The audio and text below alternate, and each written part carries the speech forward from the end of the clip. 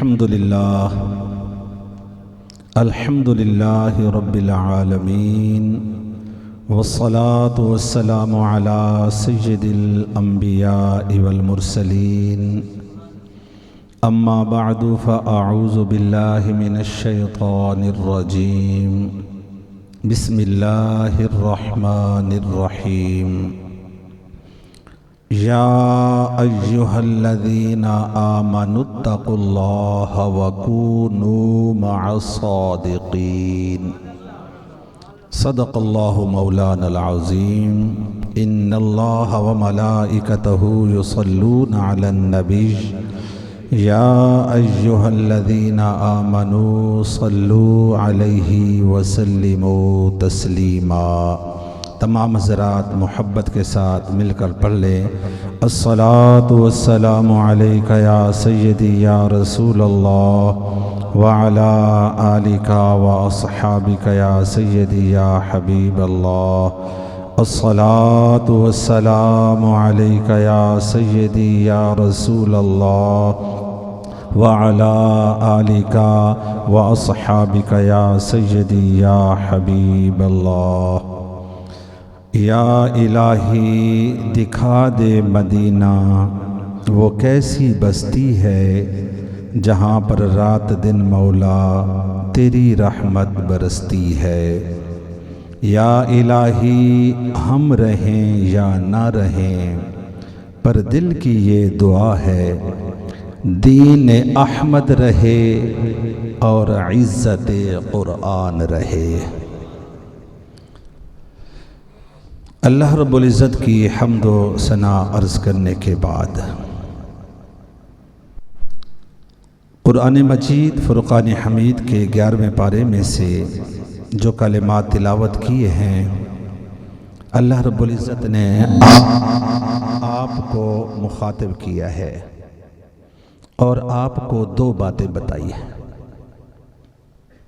اللہ تعالیٰ نے آپ حضرات کو مخاطب کیا ہے اور آپ حضرات کو 2 باتیں ارشاد فرمائی ہیں۔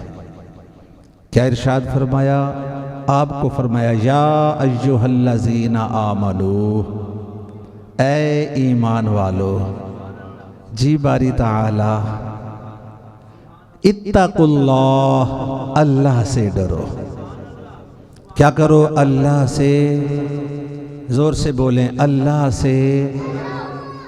باری تعالیٰ تو خود کہتا ہے اللہ سے ڈرو۔ ہم نے تو پاک و قرآن پڑھائی یہاں سے ہے کہ بسم اللہ الرحمن الرحیم، کہ اللہ وہ ہے کہ جو پیار کرتا ہے، پھر کتنا کرتا ہے؟ بے حد و حساب پیار کرتا ہے۔ ہم نے تو باری تعالیٰ تیرے بارے میں یہ سن رکھا ہے کہ وہ رحمان بھی ہے، وہ رحیم بھی ہے، وہ پیار بھی کرتا ہے، پھر کتنا کرتا ہے؟ بے حد و حساب پیار کرتا ہے۔ باری تعالیٰ تو پیار کرتا ہے، تجھ سے کیسے ڈرے؟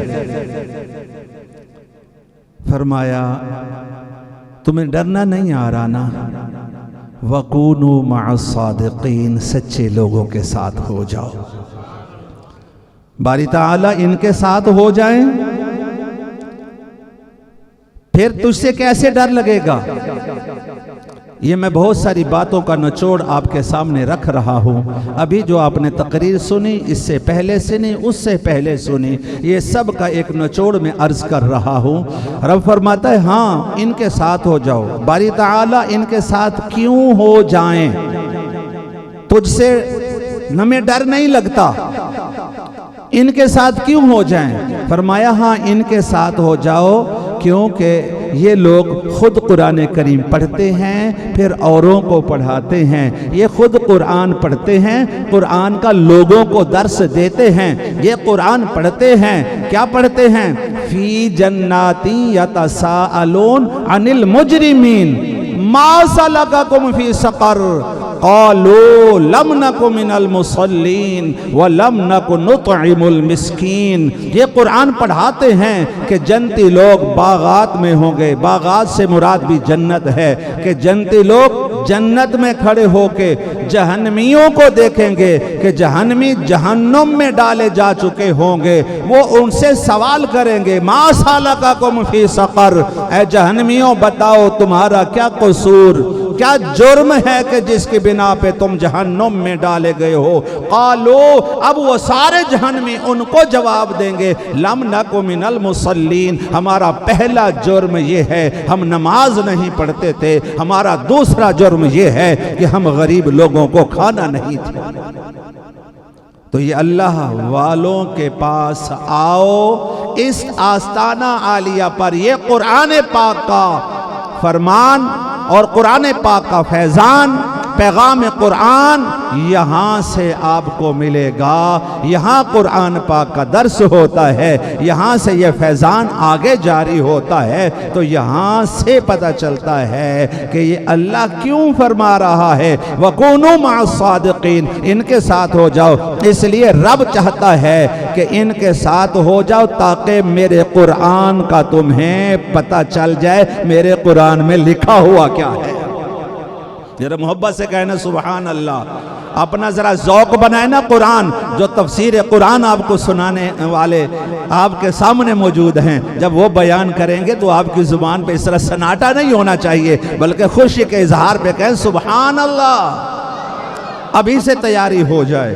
تو اس لیے رب تعالیٰ نے فرمایا کہ اے ایمان والو اللہ سے ڈرو اور ان کے ساتھ ہو جاؤ۔ اب یہ پتہ چل گیا اگر ہمیں ڈرنا نہیں آتا تو رب نے پتہ بتایا ہے، تمہیں نہیں آتا نا، کوئی کام بندہ سیکھنا چاہتا ہے تمہیں نہیں آتا تو جو کاریگر ہے اس کے پاس چلے جاؤ، ایسے ہی ہے، تمہیں اللہ سے ڈرنا نہیں آتا ان کے ساتھ ہو جاؤ، ان کے پاس ہو جاؤ، یہ پھر تمہیں بتائیں گے کہ اللہ سے صرف اور صرف اللہ کی جلالت سے نہیں ڈرنا، بلکہ اللہ کے قرب کی وجہ سے بھی اللہ سے ڈرنا چاہیے۔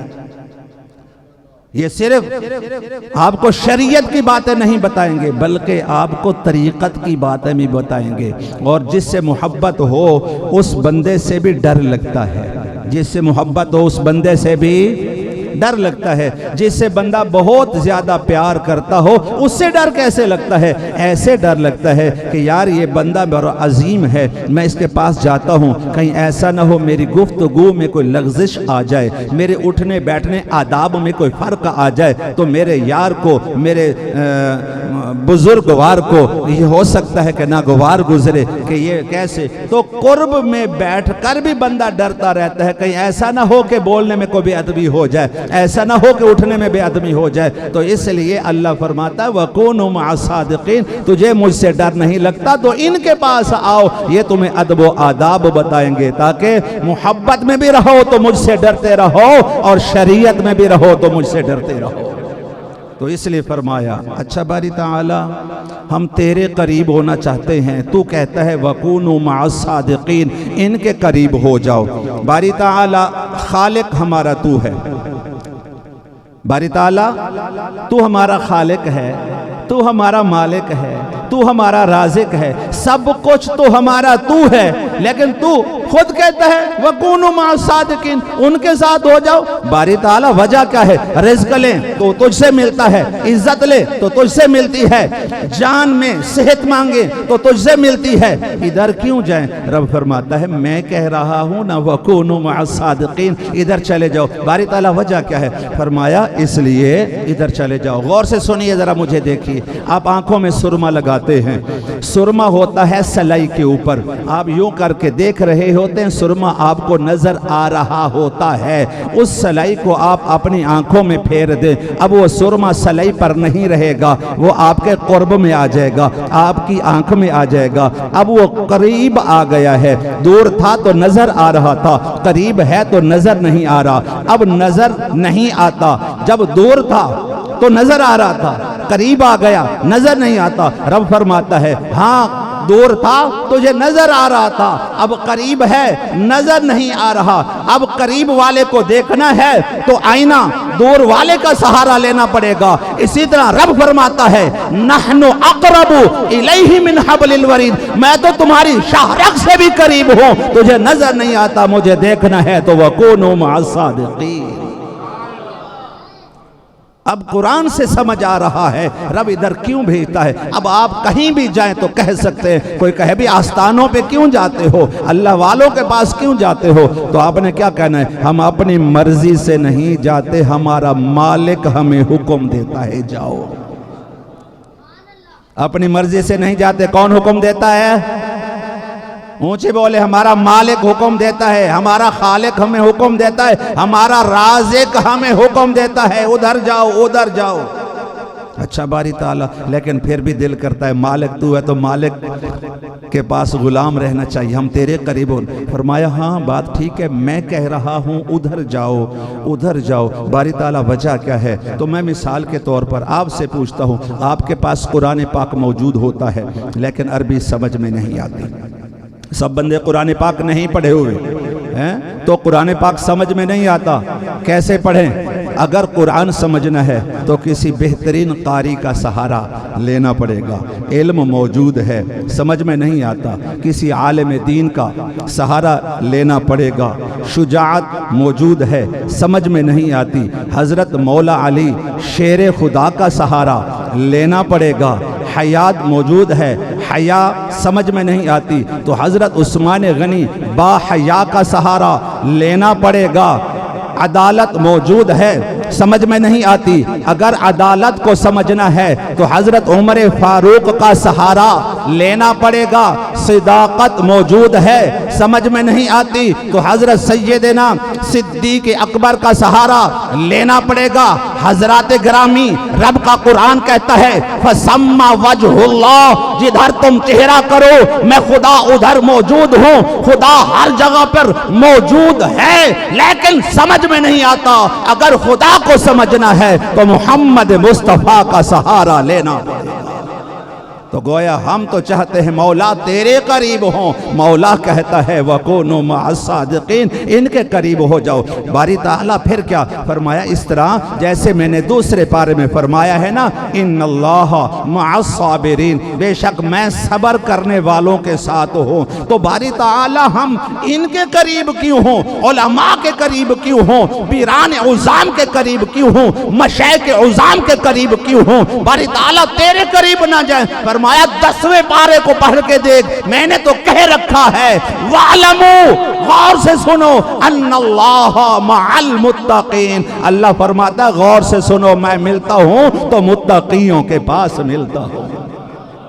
اس لیے رب تعالیٰ فرماتا ہے آؤ میں ہر جگہ پر موجود ہوں لیکن تمہاری سمجھ میں نہیں آتا، جنہوں نے مجھے سمجھا ہے ان کے پاس آ جاؤ، جیسے انہوں نے خود سمجھا ہے تمہیں بھی سمجھا دیں گے۔ آخری باتوں میں سے چند باتیں میں یہ ٹائم تقریباً جو مجھے عنایت فرمایت، الحمدللہ ماشاءاللہ، آپ کے لیے اور میرے لیے ایک پیغام ہے۔ میں سمجھتا ہوں میں یہاں پہ حاضر ہوا، یہ سرکار کا فیض آپ تک پہنچ گیا ہے۔ پچھلے سال میں حج پہ جانے لگا تو عرضی پیش کی کہ جانے کا پتہ نہیں ہے، سلام عرض کیسے کریں، وہاں حاضری کیسے دیں، کچھ رہنمائی فرما دیں کہ صحیح نظر کرم فرما دیں۔ تو کرم نوازی ہوئی، پچھلے سال حج نصیب ہوا، پھر وہاں سے پھر عرضیاں پیش کی ادھر کہ سرکار آئندہ پھر کرم نوازی، تو پھر اب حج قریب آ گیا ہے تو پھر بلاوا بھی آ گیا ہے، پھر سائیوں کی بارگاہ میں آ گیا ہوں، سائیوں نے بلایا ہے، اب کچھ بتا دیں اب کیسے جانا ہے۔ ابھی یہ فیض تو میں نے باقی لینا ہے لیکن مجھے پیغام ملا ہے کہ آپ نے یہ کرنا ہے میک پر، تو یہ جتنی باتیں میں نے سنائی یہ ان کے قدموں میں بیٹھ کر ابھی سے رب تعالیٰ نے میرے ذہن میں ڈالی، میں نے منتقل کر دی۔ ایک بات مجھے سمجھ میں آئی، جب میں نے ابھی یہاں بیٹھے بیٹھے قرآن پاک کی طرف نظر کی نا تو قرآن پاک نے بہترین میری رہنمائی کی۔ اگر وہ قرآن میری رہنمائی کر سکتا ہے تو میں آپ تک منتقل کر نہ دوں؟ ایسے نہیں، ذرا ٹکا کے کہو نا سبحان اللہ، تو انہوں بڑی سونی آندی ہے سبحان اللہ کہنا، اچھی کہو نا سبحان اللہ۔ میری سمجھ میں یہ آئی ہے کہ رب تعالیٰ نے فرمایا اے فرشتوں میں اپنا خلیفہ بنا رہا ہوں، پہلے پارے میں موجود ہے، میں اپنا کیا بنا رہا ہوں؟ ہاں، تو رب کا فیض کس کے پاس آتا؟ خلیفے کے پاس۔ پیر کا فیض کس کے پاس آتا ہے؟ یار آپ تو یہ باتیں کمال کے سیکھے ہوئے ہیں نا، ہیں جو پیر صاحب ہوتے ہیں نا، ان کا فیض خلیفے کی طرف منتقل ہوتا ہے، پھر خلیفہ پھر آگے فیض تقسیم کرتا ہے، یہ رب کا طریقہ ہے۔ تو رب تعالیٰ نے فیض جب دینا چاہا بندوں کی اصلاح کے لیے تو اپنا خلیفہ بنایا، تو رب نے قرآن میں بتایا کہ میں اپنا خلیفہ بنا رہا ہوں۔ تو رب کا فیض حضرت آدم علیہ السلام کی طرف آیا، پھر حضرت آدم علیہ السلام کا فیض ان کی اولاد کے ذریعے حضرت شیس علیہ السلام کے ذریعے عوام تک پہنچا۔ یہ اولاد کی بات کر رہا ہوں اب میں۔ پھر قرآن پاک پہ نظر پڑی تو حضرت ابراہیم علیہ السلام کا فیض ان کی اولاد حضرت اسماعیل علیہ السلام کے ذریعے عوام الناس تک پہنچا۔ حضرت ابراہیم علیہ السلام کا فیض ان کی اولاد حضرت اسحاق علیہ السلام کے ذریعے عوام تک پہنچا۔ حضرت اسحاق علیہ السلام کا فیض ان کے بیٹے حضرت یعقوب علیہ السلام کے ذریعے عوام تک پہنچا۔ حضرت یعقوب علیہ السلام کا فیض ان کے بیٹے حضرت یوسف علی نبینا کے ذریعے عوام تک پہنچا۔ میری نظر پڑی قرآن پر، حضرت زکریا علیہ السلام کا فیض حضرت یحییٰ علیہ السلام کے ذریعے عوام تک پہنچا۔ اسی طرح اللہ تبارک و تعالیٰ کی یہ سنت کریمہ ہے کہ جب اپنا فیض دیتا ہے تو اپنے خلیفے کو دیتا ہے، پھر خلیفے سے فیض ان کی اولاد سے آگے جاری ہوتا ہے۔ تو سرکار غوث پاک کا فیض جاری ہوتے ہوئے ہمیں یہاں سے نظر آیا، تو حضرت صاحب کا فیض ہمیں ان کی اولاد کے ذریعے جاری ہوتا ہوئے نظر آیا۔ اللہ اکبر، یا رسول اللہ، یا رسول اللہ، یا علی، یا غوث۔ ارے میں نے کچھ آمد تو نہیں کی، میں نے تو رب کا قرآن بیان کیا، گواہ ہیں نا آپ، یہ رب کے قرآن میں سب کچھ ہے کہ نہیں ہے؟ تو پھر جب خود قرآن ہماری رہنمائی کر رہا ہے کہ کس آستانہ عالیہ پہ ہم نے جانا ہے، وَكُونُوا، زور سے بولیں، وَكُونُوا مع الصادقین، ان سچوں میں ہمیں کیسے پتا چلے گا کہ یہ سچے ہیں؟ پھر ان کا سچے رب نے قرآن میں جن کو سچا کہا، والذی جاء بالصدق وصدق، تو قرآن نے نبیوں کو سچا کہا، نبیوں کے بعد صحابہ کو سچا کہا، صحابہ کے بعد ولیوں کو سچا کہا، پھر ولیوں کے ذریعے اللہ تعالیٰ یہ فیض آگے منتقل کر رہا ہے۔ یہاں تو بہت ساری ہماری اصلاح ہو گئی ہے، کسی نے ولی دیکھنا ہو تو یہاں آپ کو نظر آئے گا، کسی نے صادقین دیکھنا ہو تو وہ سچا یہاں نظر آئے گا، وَصَالِحِينَ وَكُونُوا مَعَ الصَّادِقِينَ، صالحین، عابدین، زاہدین، متقین، جو کچھ دیکھنا ہے یہاں آپ کو نظر آ سکتا ہے، جو کچھ پانا ہے یہاں سے مل سکتا ہے، جو کچھ پانا ہے یہاں سے، شریعت لینی ہے یہاں سے مل سکتی ہے، قرآن پڑھایا جا رہا ہے، طریقت لینی ہے یہاں سے مل سکتی ہے، ایمانداری لینی ہے یہاں سے مل سکتی ہے، آپ نے جو کچھ زندگی میں کامیاب ہونے کے لیے لینا ہے یہاں سے مل سکتا ہے۔ میں خوش نصیب ہوں، قیامت تک اللہ تعالیٰ نے اس آستانہ عالیہ کے ذریعے میری بھی بخشش کا سبب بنا دیا ہے، میری بھی بخشش کا سبب، زور سے بولیں، بنا دیا ہے۔ میں نے بہت کچھ ان الفاظوں میں آپ تک یہ بات پہنچا دی ہے کہ جو کچھ لینا ہے یہاں سے لے لو۔ کچھ ضروری نہیں کہ بخشش لینے سے ہوتی ہے، کبھی بخشش دینے سے بھی ہو جاتی ہے۔ تو اللہ تبارک و تعالیٰ کی بارگاہ میں دعا ہے، جو کچھ میں نے عرض کیا ٹائم سے زیادہ عرض کر گیا، تو ایسے عرض گزاروں سے بھی اللہ توفیق دے کہ وہ جتنا ٹائم اس میں گزارا کرے، لیکن جو فائز تھا وہ ٹھاٹھے مار رہا تھا، مجھ سے کنٹرول نہیں ہو سکا۔